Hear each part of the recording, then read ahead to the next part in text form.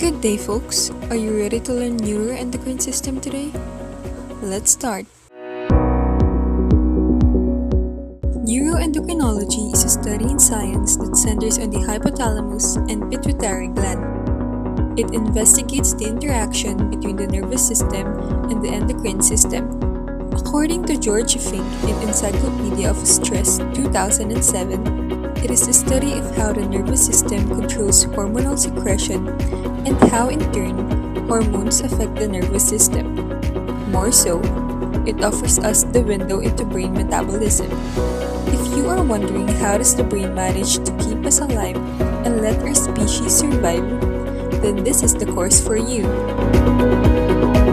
Neuroendocrine system is a complex regulatory mechanism by which the hypothalamus maintains homeostasis, regulating reproduction, metabolism, eating and drinking behavior, energy utilization, osmolarity, and blood pressure. It serves to integrate the secretion of 5 distinct anterior pituitary hormones through a group of hypothalamic releasing and inhibiting hormones that are essential for growth, reproduction, metabolism, and adaptation to internal and external stress. To understand easily the concept of neuroendocrine system, neuro, dealing with the brain and nervous system, while endocrine, dealing with the transmission of hormones to various organ systems. Now, as I've said earlier, there are 5 major endocrine systems that serve to integrate the secretion of 5 distinct anterior pituitary hormones: the HPT, HPS, HPA, HPG, and HPP axis, in which we will further discuss in the next seconds. The hypothalamic pituitary thyroid axis, or the HPT axis, is a part of neuroendocrine system that is responsible for its role in metabolism and growth. The hypothalamus secretes TRH, or the thyroid-releasing hormones, which then leads into the release of TSH, or thyroid-stimulating hormone, in the anterior pituitary gland. The TSH will then act directly on thyroid gland, which will result to the secretion of T3 and T4 thyroid hormones. The T3 and T4 inhibits the release of hormones in the hypothalamus and pituitary gland through negative feedback. Inhibition of TRH and TSH through somatostatin, which is originating from the hypothalamus and pancreas. Furthermore, the HPT axis enables hormonal adjustment that depends on varying food supply. The hypothalamus releases thyrotropin-releasing hormone, or the TRH. The anterior pituitary gland releases thyroid-stimulating hormone, or the TSH, and the thyroid produces thyroid hormones. With an endocrine target organ of thyroid gland and effector hormone of T3 and T4,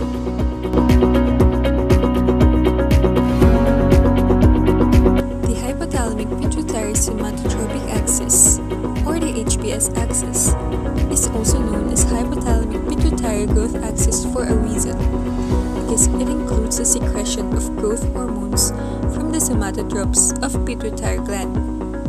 It is involved in anabolic metabolism and cell growth. The HPS axis is also involved in postnatal human growth. Individuals with growth hormone deficiency or Laron syndrome show symptoms like short stature, dwarfism, and obesity. But studies also show that they are protected from some forms of cancer. Acromegaly and gigantism, characterized by their overgrowth and tall stature, are also conditions of GH and IGF-1 excess due to pituitary tumor. The hypothalamus releases growth hormone in pituitary gland, which then acts directly on liver. Then the liver produces IGF, which will inhibit the release of hormones from the hypothalamus and pituitary through negative feedback. The inhibitory effect of somatostatin and stimulatory effect of ghrelin from the stomach occurs to ensure that the anabolic processes in the body complement the food supply. To conclude, the hypothalamus in HPS axis releases growth hormone releasing hormone, or the GHRH, and the anterior pituitary gland releases growth hormone, or the GH, in which the endocrine target organ is the liver, and the effector hormone is the IGF, or the insulin-like growth factor.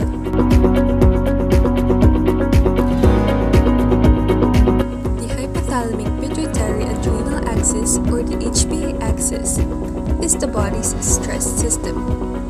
It is a set of direct influences and feedback interactions between hypothalamus, pituitary gland, and adrenal that deals with metabolism, immunity, and stress response.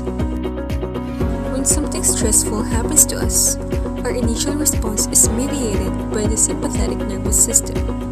This response occurs almost immediately and results in the secretion of epinephrine and norepinephrine, both of which work to enact changes that you would generally expect if you feel stressed or frightened, like increased heart rate and perspiration. And after about 10 seconds, the HPA axis is stimulated. The hypothalamus responds to signals like elevated norepinephrine levels by secreting corticotropin-releasing hormone into the bloodstream. The corticotropin-releasing hormone, or the CRH itself, increases the activity of the sympathetic nervous system, perpetuating effects like elevated heart rate. However, the CRH also tells the pituitary gland to secrete a substance called adrenocorticotrophic hormone, or the ACTH. The pituitary gland releases ACTH into the bloodstream, and the hormone travels down to the adrenal cortex. The ACTH then binds to receptors on the surface of the adrenal cortices, leading to a series of intracellular events that result in the adrenal glands secreting glucocorticoids like the hormone cortisol. Then the cortisol inhibits the production of hormones in the hypothalamus and pituitary gland through negative feedback. As the saying goes, excess is bad for you. When the HPA is stimulated too much, it can lead to physical and psychiatric problems. Elevated cortisol levels may experience a suppressed immune system response, making them more susceptible to infection. Repeated HPA axis activation has also been linked to type 2 diabetes, obesity, and cardiovascular disease. The hypothalamus in the HPA axis releases corticotropin-releasing hormone, or the CRH, and antidiuretic hormone, or vasopressin, or ADH, while the anterior pituitary gland releases adrenocorticotrophic hormone, or the ACTH. This axis has an endocrine target organ of adrenal cortex and effector hormone of cortisol. The HPG axis, or the hypothalamic pituitary gonadal axis, deals with the development and function of the reproductive system. It is essential for the regulation of the production of gametes and sex steroids. The GnRH, or the gonadotropin-releasing hormone from the hypothalamus, secretes luteinizing hormone, or the LH, and follicle-stimulating hormone, or the FSH, to the pituitary gland. Its function may vary depending on the sex. In men, LH stimulates the production of androgen, and also the Leydig cells in the testes to produce testosterone, and FSH stimulates spermatogenesis, or drives sperm production in the Sertoli cells of the testes, as well as synthesis of proteins important for the production and action of steroid hormones. High levels of testosterone have a negative feedback effect on the hypothalamus to inhibit GnRH production, as well on gonadotrophs in the pituitary to inhibit LH secretion, thereby decreasing testosterone levels. In women, LH and FSH stimulate the ovary to produce mature gametes, as well as synthesis and secrete estrogens and progestins. LH stimulates androgen synthesis, and FSH increases estrogen synthesis. The FSH stimulates the release of inhibins, or glycopyrrole, from the Sertoli cells of testes and granulosa cells of the ovaries. Inhibins will also inhibit FSH secretion. Estrogens and progestins act on the anterior pituitary and the hypothalamus to exert negative and positive feedback effects.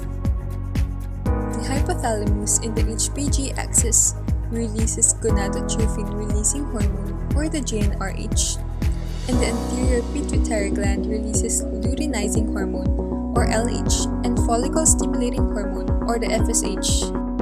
The endocrine target organ is the testes and ovaries, while the effector hormone are the sex hormones. And last but not the least, hypothalamic pituitary prolactin axis, or the HPP axis. It is involved in the secretion of prolactin from lactotrophs of pituitary gland into the circulation and subsequent action of prolactin on tissues such as breasts or mammary glands. It is inhibitory by means dopamine from the tuberoinfundibular dopamine neurons, making it different from other anterior pituitary hormones. The thyrotrophin-releasing hormone, or the TRH, in the hypothalamus releases prolactin to the anterior pituitary. The hypothalamus can also release dopamine to inhibit the production of prolactin. Combination of prolactin and estrogen acts on the mammary glands to produce milk or lactation. To summarize, the hypothalamus in the HPP axis releases thyrotrophin-releasing hormone, or the TRH, and the anterior pituitary gland releases prolactin. In this axis, the endocrine target organ are the mammary glands, while the effector hormone is lactation. So that is all, folks, for the lecture on neuroendocrine system. Now let's proceed to the fun part. Thyroid stimulating hormone, thyroid glands the target area. Whoa, oh, oh, oh, oh, oh. Whoa, oh, oh, oh, oh, oh. Corticotropes, the type of hormone, target areas adrenal cortex. Whoa, oh, oh, oh, oh, oh. These are the hormones released by anterior pituitary cells. We should all know this. 2, 3, 4. Androgen secreting follicle stimulating hormone. Androgen secreting follicle stimulating hormone. Yeah, yeah. No, yeah.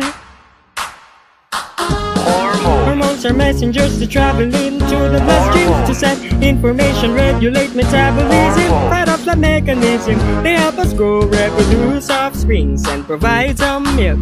Hypothalamus is the key organ which links endocrine and nervous systems to the pituitary gland. The hypothalamus produces a releasing hormone which stimulates the anterior pituitary, gives off another hormone to the target organ, yields another hormone which will take effect on the body. Some of the hormones inhibit the release from pituitary and hypothalamus to maintain homeostasis. Neuroendocrine, neuroendocrine, neuroendocrine, neuroendocrine. Neuroendocrine is a combination of the endocrine and nervous system to the pituitary